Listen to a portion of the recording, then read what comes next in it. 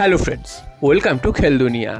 আগামীকাল মোহনবাগান তাদের এ মরশুমের যাত্রা শুরু করতে চলেছে, অর্থাৎ কলকাতা লিগ দিয়ে কিন্তু মোহনবাগান আগামীকাল মাঠে নামছে প্রথমবারের জন্য এ মরশুমে, এবং সেটা কিন্তু অনুষ্ঠিত হবে বিভূতিভূষণ বন্দ্যোপাধ্যায় স্টেডিয়াম ব্যারাকপুরে, এবং সেই খেলাটি শুরু হবে কিন্তু দুপুর 3টে থেকে।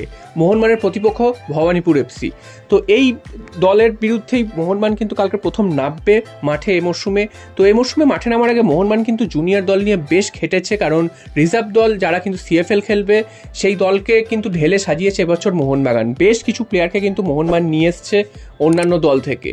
তো মোহনবাগানের লক্ষ্যটা কিন্তু অনেকটাই স্পষ্ট, যেটা হচ্ছে এই দল থেকে প্লেয়ার তুলে আনা, যাতে ভবিষ্যতে আইএসএলে প্লেয়ার পাওয়া যায়, এবং অন্যান্য যেসব ডেভেলপমেন্ট লিগ রয়েছে সেই ডেভেলপমেন্ট লিগে যাতে ভালো রেজাল্ট করা যায়, সেটাই কিন্তু লক্ষ্য।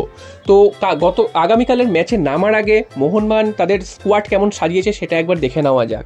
তো মোহনবাগানের গোলকিপারে রয়েছে সাইদ জাহিদ হোসেন, এছাড়াও রয়েছে অভিষেক বালওয়ারি, নন্দন রয় এবং রাজা বর্মন।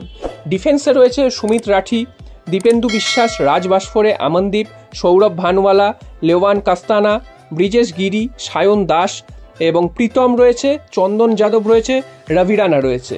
মিডফিল্ডে কারা কারা রয়েছে সেটা একবার দেখে নাও। মিডফিল্ডে রয়েছে অভিষেক সূর্যবংশী, ইংজন সিং, শিবাজিৎ রয়েছে, এছাড়াও টং সিং রয়েছে, কিপকেন রয়েছে, সন্দীপ মালিক, সাহিল কার, আর স্যার্তো রয়েছে, এছাড়াও ফারদিন আলী মোল্লা মিডফিল্ডে রয়েছে।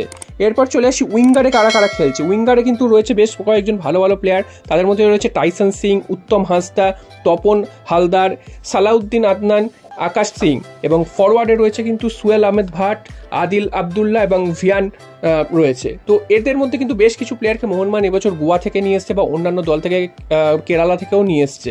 তো দেখা যাক আগামীকাল মোহনবাগান জয় দিয়ে যাত্রা শুরু করতে পারে কিনা, কারণ ইস্টবেঙ্গল মোহামেডান দুজনেই কিন্তু তাদের প্রথম ম্যাচ বড় ব্যবধানে জিতেছে। তো মোহনবাগানের সামনে লক্ষ্য থাকবে যাতে একটা বড় ব্যবধানে জিতে লিগটা শুরু করার, এবং মোহনবাগানের গ্রুপেই কিন্তু ইস্টবেঙ্গল রয়েছে। তো মোহনবাগানকে ফাইট করতেই হবে, এবং গোল ব্যবধানটাও কিন্তু মাথায় রাখতে হবে, শুধু জিতলেই হবে না, গোলের ব্যবধানও বাড়িয়ে রাখতে হবে, যেটা পরে গিয়ে কাজে লাগবে। তো তোমাদের কি মনে হয় মোহনবাগান কি এই দল নিয়ে সিএফএল এ ভালো কিছু করতে পারবে? তোমরা কিন্তু অবশ্যই কমেন্ট বক্সে জানিও।